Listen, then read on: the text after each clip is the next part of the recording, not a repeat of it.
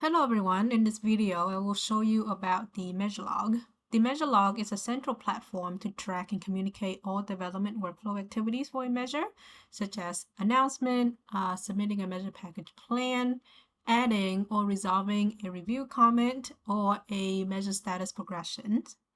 Um, the Measure Log is currently only visible to those with a measure development roles, so that include a measure developer, a reviewer, measure managers, CPUC reviewers, and SME reviewer, or like admin users like system admin, CPUC admin, and PA admin. So if you go to your home dashboard, those would be the measures that are under your development roles table. So from your dashboard, to view a measure log, you can just simply select the measure from this table. Once you're here at the top, there should be a link, a green link called Measure Log. If there was any activity within the past 24 hours, you may see a status update telling you when it was last updated. However, if it is more than 24 hours, you may just simply see the word Measure Log. Go ahead and click on it. Starting from the August 2025 Ethereum 3.0 release, the measure log is now tied to the release cycle of the measure. So you can see that once you in, on the top right corner here, the measure log is by default filtered for release cycle 9. I didn't show earlier, but previously, before I navigate to the measure log, I was viewing from the release cycle number 9. So when I navigate to the measure log from the release cycle number 9, my measure log is automatically filtered for that one. And then in the main measure log main page screen here, it will show all the log entries for that release cycle number 9. Each log entry would include the log entry type. Like for this one, will be a change measure status, the person that made the log entry, and their user role. If there's any messages, you'll see the messages down here as well. Sometimes the message may be quite long, in which case the Ethereum will truncate it. But if you click on that particular log entry, you'll see the full details. If there is any file attachment, you can click on that file attachment to download the file. If there's any back and forth communications for this measure log entry, you'll see the log of that here. So all the comments, replies, replies to a replies. So once you finish viewing, you can just simply click this back button at the corner of your browser. That will go back to the page that you saw earlier. You could, so as I mentioned, this is currently filtered for release cycle number 9. You could remove that filter, in which case it'll show you all the log entries for the measure package. Also note that this means panel here on the right side, it changed to the latest updated release cycle details. We'll show you what release cycle that is, the latest versions, the current status of that release cycle, and any timestamp accordingly. You could use the filter again. If I click on that filter, choose release cycle, I could then choose a different release cycle. So let's choose 8. It'll then automatically update it to the log entries for that release cycle number 8. And then similarly, that panel on the right, the information will be updated for that release cycle number 8. Other than that release cycle filter, there are some other filters that you could add. So again, if you hit that filter button again, here's other different options you could choose from. A couple of them are going to be particularly useful. So one of them would be the entry type. So there's only 4 here, so it's pretty easy to read through them. However, if they're much longer, you could use the entry type to simply filter out for the log entry that you're interested in. So for example, if you only want to see a status change, then you could just simply choose that. Date, if you want to filter it out to a certain date range.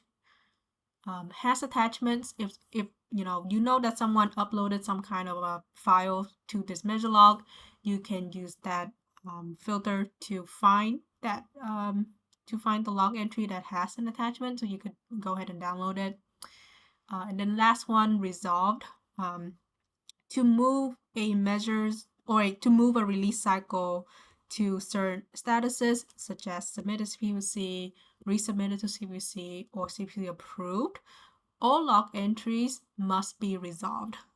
So sometimes if you're trying to move to a certain status and you know that you should be able to, and yet you do not have that options, you may want to use that particular filter to see if there are any unresolved log entries that you should be resolving. All right, that's all on how you would view or navigate the measure log.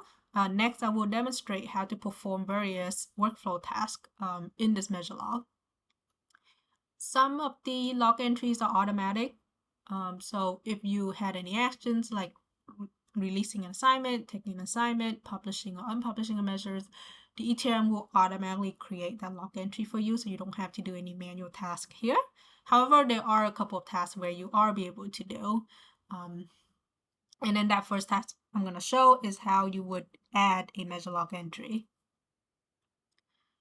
So before you add the log entry, make sure that you are in the correct release cycle where you want to add it. So let me remove that release cycle 8 and then navigate back to release cycle number 9, simply using that filter. So now that I'm in 9 and I confirm that I should be adding an entry in 9, I could simply click the add entry button down at the bottom.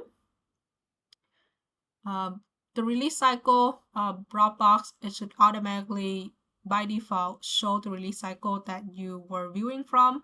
However, if you would like to choose a different release cycle, you are able to do here. Select the log entry type. I'm going to simply just do a general, add your message, add any attachment. You are allowed to add up to 3 attachments. Indicate the time that you spent on making this note. The unit is by hours with the increment of 0.25. And then lastly, select the visibility. Depending on your user account, you have 2 of the 3 options shown here. So you could either have it open, which would make it visible for all users that could view the measure log. If you have a CPUC roles, then you could change that to private CPUC, in which case only other CPUC user can view that log entry. So that would be CPUC admin, CPUC reviewer, or CPUC SME reviewer. If you are a non-CPUC, then you could change that log entry to a private to non-CPUC, in which case that would only be visible to measure developer, measure reviewer, measure manager, CalTF staff reviewer, or PA admin. So once you select the visibility that is applicable for this log entry, I'm just going to keep it at open. And you can just click save, and that will add that particular log entry to your measure log. Once you add the log entry, you have up to 24 hours to make any kind of edit. So you can simply click on that log entry, click the edit entry, and then you could change the message. You could attach or reattach any files, change that time spent, and then reselect your visibility. After 24 hours, the only thing that you would be able to change is the visibility. So I don't have any, I could make the change here.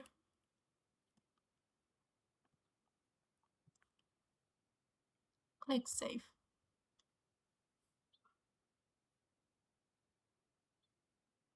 So that's how you would add or edit a log entry. The second task you could do with the measure log is replying to a log entry. So let me navigate back to the measure log. Again, you can use the filter to find the log entry of interest. Let me re-click the one I just added. And then to add a login, to add a reply, you can just simply click post a reply, add your message, add any attachment up to 3, and then click post a reply. Similarly to adding a log entry, you're allowed up until 24 hours to edit that log entry. So when you just want to click manage, and then make any changes you need, and then click save. You could also delete that reply to the log entry within 24 hours. You could also reply to that reply, add your message, add any attachment up to 3, and then post a reply.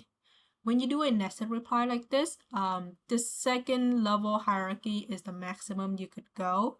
Note that you no longer have that reply button to reply to that reply.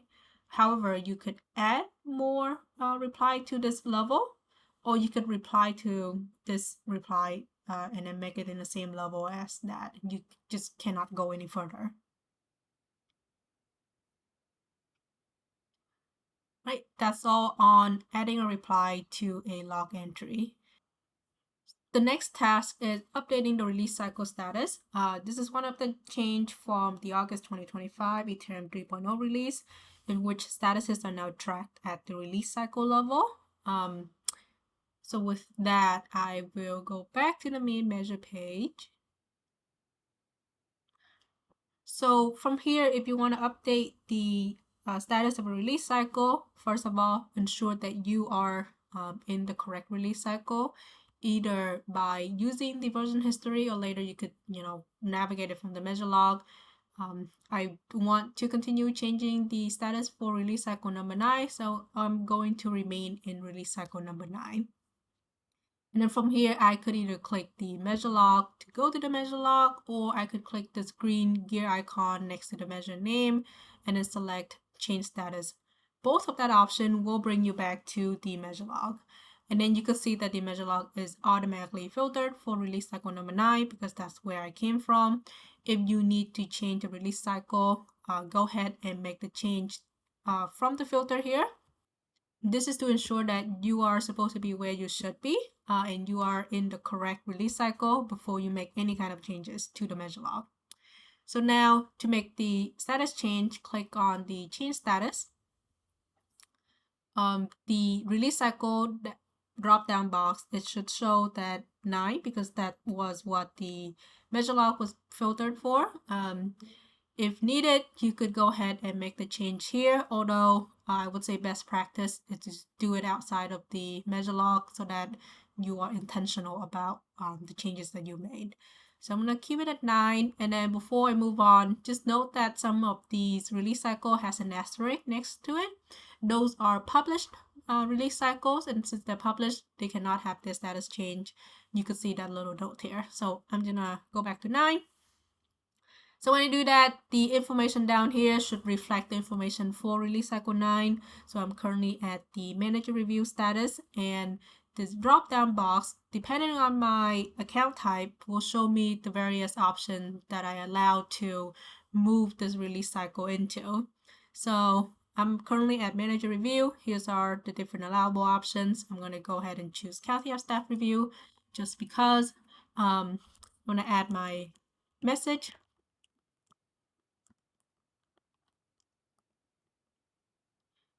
If I have any attachment, I could add it here. Up to 3 attachment can be added. I'm going to put in the time I spent in manager review. Again, the unit will be in hours, and then the increment is by 0.25. So once I do that, go ahead and click change status, and that will bring the release cycle number 9 from manager review to CalTF staff review. And then you can verify it from your version history, and then you can see that the status is now CalTF staff review.